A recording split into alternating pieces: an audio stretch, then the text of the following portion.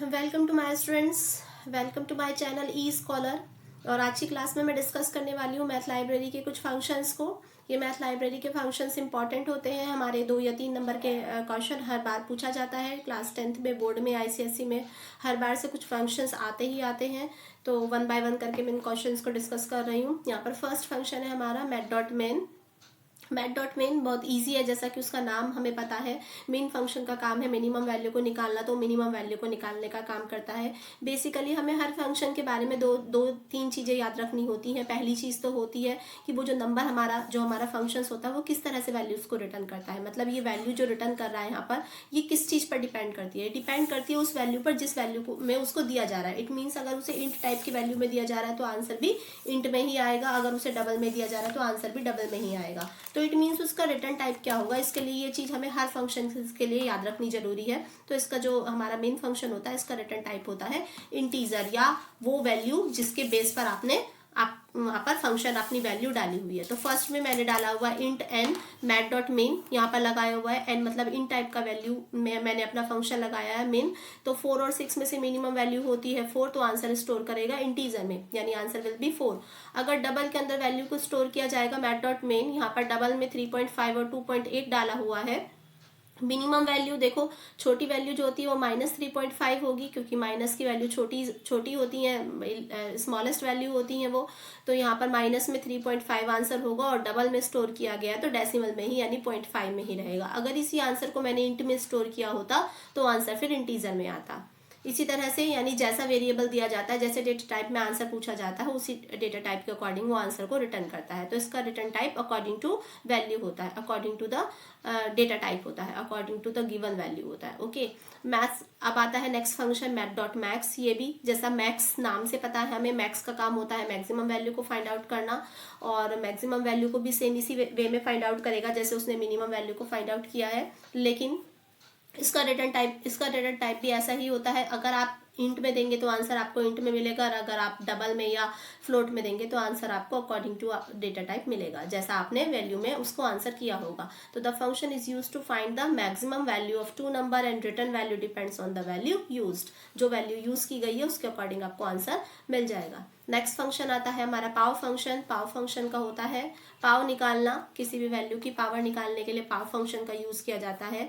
This function is use to find the value of the index, किसी भी value की index number को निकालेगा, और आंसर हमेशा, इसका जो रिटर्न टाइप होगा वो हमेशा आंसर डबल में देगा। निकालने का तरीका, double D is equal to math dot pow मैंने लगाया हुआ है 2.0 पर 3, यानी 2 रेज द पावर 3, यानी 2 पर अगर 3 की पावर लगाएं तो आंसर आएगा 2 2 4 2 8, तो आंसर विल बी 8। और आंसर ये हमेशा डबल में रिटर्न करता है, तो answer will be 8.0। Then next function है हमारा SQRT function. SQRT function square root निकालने का काम करेगा। सिंपल सा फंक्शन है, और स्क्वायर रूट निकालेंगे हम। तो देखो मेन चीज़ क्या होती है, स्क्वायर रूट का जो फंक्शन होता है वो किसी भी निगेटिव वैल्यू का स्क्वायर रूट नहीं निकालता है। इसके ही जस्ट अपोजिट एक और फंक्शन है यहाँ पर हमारा CBRT function. CBRT function negative value का भी ये आपका क्यूब रूट निकाल देता है। बस दोनों में ये एक बड़ा डिफरेंस होता है, बाकी सेम जैसा कि उनका नाम है। स्क्वायर रूट निकालने के लिए यूज करते हैं स्क्वायर रूट फंक्शन को, और क्यूब रूट निकालने के लिए यूज करते हैं CBRT फंक्शन को। फंक्शन लगाया मैंने मैथ डॉट SQRT 64.0D, तो answer will be 8.0, because answer हमेशा कैसा रिटर्न करता है, डबल टाइप में रिटर्न करता है। SQRT एंड CBRT दोनों ही डबल में रिटर्न करते हैं। बस फर्क इतना है, the main difference between it can not find out the square root of the negative number and it can find out the CBRT और cube root of the negative number. ये negative का भी निकालता है, ये नहीं निकालता है। अगर आप कोई निगेटिव नंबर देंगे तो यहाँ पर एरर आएगा NaN, नॉट अ नंबर।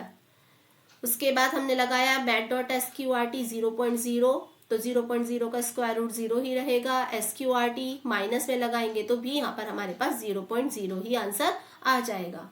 इसी तरह से CBRT फंक्शन 125 का CBRT क्यूब निकालेगा तो 5.0, आंसर डबल में रिटर्न करता है, इसलिए आंसर डबल में ही आया है।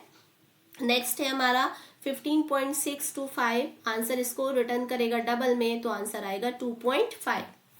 इसी तरह से लास्ट है हमारा यहाँ पर एक और मैंने दोबारा लगाया है CBRT -3.375।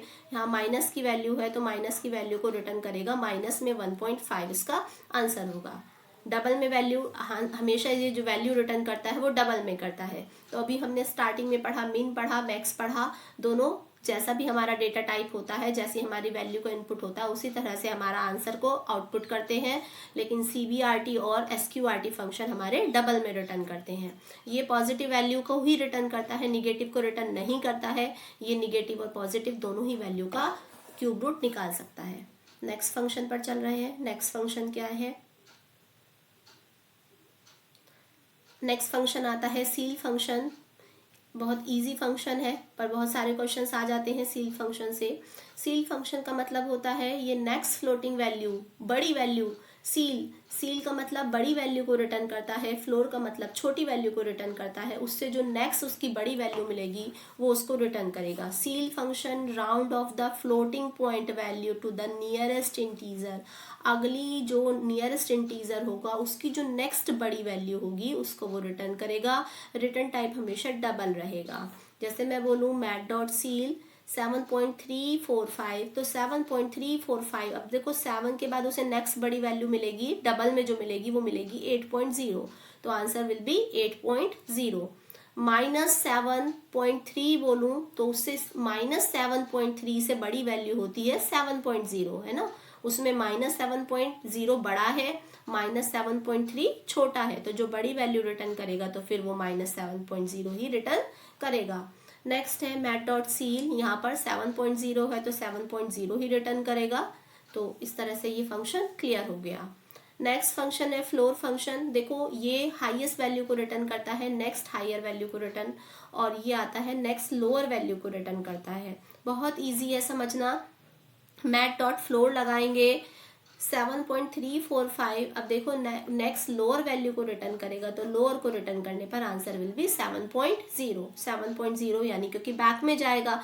उस वाले फंक्शन ने, सील फंक्शन ने इसी वैल्यू को 8.0 में रिटर्न किया था आंसर, लेकिन इस बार ये बैक में जाएगा क्योंकि फ्लोर छोटी वैल्यू को रिटर्न करता है तो आंसर विल बी 7.0। इसी तरह से माइनस में -7.3 यहाँ पर हमारी वैल्यू है, उसने रिटर्न किया है 8.0, क्योंकि 8.0 -7.3 से छोटा है तो छोटी वैल्यू को रिटर्न करेगा। इस तरह से अब हम नेक्स्ट फंक्शन पर चलते हैं, रिंट फंक्शन। रिंट फंक्शन क्या करता है? रिंट फंक्शन में थोड़े से और रूल्स अप्लाई होते हैं, वो मैं बताती हूँ। इसमें थोड़ा सा फ्लोर और थोड़ा सा सील वाले फंक्शंस अप्लाई किए जाते हैं। रिंट फंक्शन का काम है it returns the nearest integer to the given argument. जो भी आर्ग्यूमेंट दिया हुआ है उसका नियरेस्ट रिटर्न, हमारा जो इंटीजर होता है नेक्स्ट इंटीजर, वो रिटर्न करता है, और इसका भी आउटपुट हमेशा डबल में ही आता है, या इसका जो रिटर्न टाइप होता है वो हमेशा डबल टाइप में होता है। इसमें थोड़ा सा समझने वाला फंक्शन है। रेंट फंक्शन हमने लगाया मैट डॉट रेंट 7.345। अगर मैंने 7.345 लिखा तो देखिए जो इसके पॉइंट के बाद वाली वैल्यू है, अगर वो 1 से लेकर 4 के बीच में, देखिए ये 3 है, इट मीन्स अगर ये 1 से लेकर 4 के बीच में है तो यही फंक्शन फ्लोर की तरह काम करेगा। और अगर यही वैल्यू हमारी 4 के बाद 5 से लेकर आगे 9 तक है तो ये वैल्यू हमारा सील की तरह काम करेगा। कैसे? एक एक फंक्शन, एक एक एग्जाम्पल को देखते हैं। 7.3 है, यहाँ पर वैल्यू 1 से लेकर 4 के बीच में है, डेसिमल के बाद वाला पार्ट, तो इस वजह से वो फंक्शन फ्लोर की तरह रिटर्न करेगा। फ्लोर मतलब नेक्स्ट हायर वैल्यू रिटर्न करेगा, तो 7.3 से हमारी जो बड़ी वैल्यू रिटर्न करेगा, सॉरी फ्लोर फंक्शन है ना, फ्लोर छोटी वैल्यू को रिटर्न करेगा, तो छोटी वैल्यू को तो 7.0 रिटर्न करेगा। इसी तरह से अब देखो माइनस में है, यहाँ पर वैल्यू चेक करिए, डेसिमल के बाद 1 से लेकर 4 के बीच की वैल्यू है, तो फ्लोर की तरह काम करेगा, और फ्लोर हमारी छोटी वैल्यू को रिटर्न करता है, छोटी वैल्यू को रिटर्न करेगा तो -7 से छोटा, -7.3 से छोटा होगा हमारा -7.0। नेक्स्ट को लेकर चले तो 7.6 लिखा हुआ है, डेसिमल के बाद 1 से 4 के बीच की वैल्यू नहीं है, उससे बड़ी वैल्यू है, तो वो सील फंक्शन की तरह काम करेगा, फ्लोर की तरह काम नहीं करेगा। तो जब वो सील फंक्शन की तरह काम करेगा तो सील का काम होता है छोटी वैल्यू को रिटर्न करना या बड़ी, ऑब्वियसली बड़ी वैल्यू को रिटर्न करेगा, सील का काम होता है बड़ी वैल्यू को रिटर्न करना। तो 7.6 से बड़ी जो वैल्यू होगी, 7 से बड़ा जो इंटीजर होगा वो होगा 8.0। इसी तरह से माइनस में चलेगा, यहाँ पर फिर से डेसिमल वाला पार्ट 1 से लेकर 1 to 4 से बड़ा है, मतलब वो कंडीशन क्वालिफाई नहीं करता है, सील फंक्शन की तरह काम करेगा। सील का मतलब होता है बड़ी वैल्यू को रिटर्न करना, तो -7.6 से बड़ी वैल्यू होगी -8.0।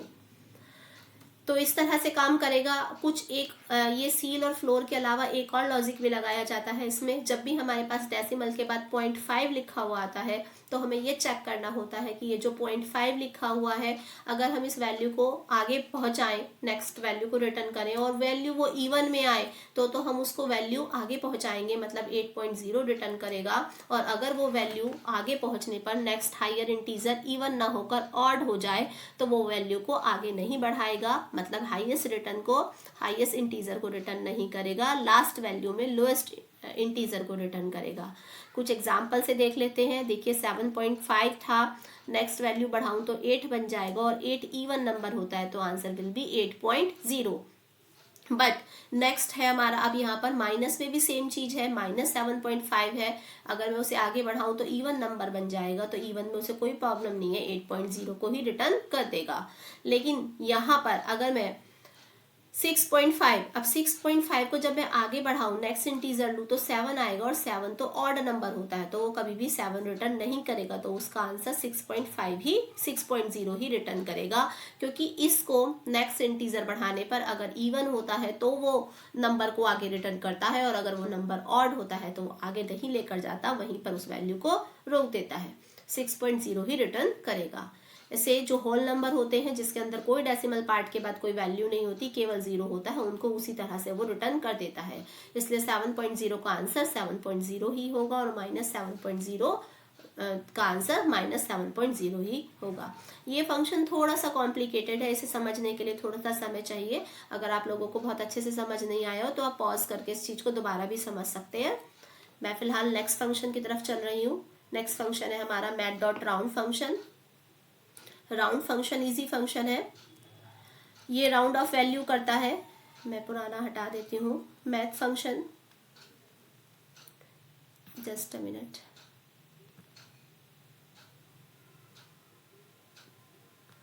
यस, राउंड फंक्शन का काम होता है वैल्यू को राउंड ऑफ करना। तो जो भी हमारा नेक्स्ट वैल्यू बनेगी उसे नेक्स्ट इंटीजर में या फ्लोट में या डबल में वैल्यू को राउंड ऑफ कर देगा। जैसे कि पहला मेरा एग्जांपल है मैथ.राउंड 7.4। अगर पहली वैल्यू को कंसीडर करूँ तो 7.4 है और 7.4 को राउंड करने के लिए वैल्यू, अगर हम उसे यहाँ पर राउंड करें वैल्यू को, तो ये छोटी वैल्यू है, मतलब 5 तक नहीं पहुँची है। तो जब ये 5 तक, जो वैल्यू 5 तक पहुँचेंगी तो उनको आगे पहुँचाएगा, है ना। तो ये वैल्यू 5 से छोटी है तो उसको आगे नहीं पहुँचाएगा, इट मीन्स 7 को रिटर्न करेगा। इट मीन्स अगर डेसिमल में 1 से लेकर 4 तक का पार्ट है तो फ्लोर की तरह रिटर्न करेगा, और अगर 4 से लेकर 9 तक का पार्ट है तो सील की तरह रिटर्न करेगा। तो यहाँ पर हम माइनस में वैल्यू लेकर आते हैं, 4 तक का पार्ट है माइनस में, 0.4 लिखा हुआ है तो हमारे फ्लोर की तरह रिटर्न करेगा, और फ्लोर मतलब छोटी वैल्यू का रिटर्न करेगा। तो -7.4 से छोटी वैल्यू है हमारे पास -7, तो आंसर विल बी -7। इसी तरह से बाकी के ये सारे एग्जांपल्स हैं। फर्स्ट 7.6 है। अब देखिए डेसिमल पार्ट जो है ये 4 से बड़ा है, 5 से लेकर 9 के बीच की कैटेगरी में आएगा तो सील की तरह काम करेगा, और सील की तरह काम करेगा तो हायर वैल्यू रिटर्न करेगा। तो 7.6 की हायर वैल्यू होती है 8। इसी तरह से माइनस में हमारी 7.6 है, -7 की हायर वैल्यू होगी -8, -6 आएगा यहाँ पर, ये रॉन्ग है आउटपुट में, -7 है यहाँ पर, तो -7.6 है। अब हमारा सील की तरह रिटर्न करेगा तो -7 से जो बड़ी वैल्यू होती है, तो -7 से बड़ी वैल्यू होती है -6, तो यहाँ पर -6 रिटर्न करेगा। बाकी 7.5 है, 8 रिटर्न करेगा। -7.5 है, -7.5 को भी वो यहाँ पर वैल्यू सील की तरह रिटर्न करेगा, तो सील की तरह रिटर्न करने पर वैल्यू का आंसर आ जाएगा -7। फिर राउंड में रिटर्न करेगा 7.07 आएगा, फिर उसके बाद रिटर्न करेगा -7.0 को -7 में रिटर्न करेगा। तो इस तरह से ये कुछ चीज़ें हैं। इसके बाद लास्ट एक फंक्शन बनता है रैंडम फंक्शन। रैंडम फंक्शन से ज़्यादा क्वेश्चंस नहीं आते हैं। रैंडम फंक्शन का बेसिकली काम ये होता है कि वो वैल्यू को रिटर्न करता है, it returns double value between 0 and 1, 0 और 1 के बीच की किसी एक वैल्यू को रिटर्न कर देता है। रैंडमली जो भी वैल्यू बन सकती है वो किसी भी एक नंबर को रिटर्न कर सकता है। तो कोई भी एक ऐसा नंबर जो 0 और 1 के बीच में आ रहा हो, उससे वो रैंडम फंक्शन उसके बीच का वो नंबर निकालने का काम करता है। तो ये था हमारा मैथ्स लाइब्रेरी के कुछ फंक्शंस जिससे क्वेश्चंस बनकर आते हैं। कई बार हमारे पास कुछ स्टेटमेंट लिखे हुए आते हैं, हमें उनका आउटपुट देना होता है।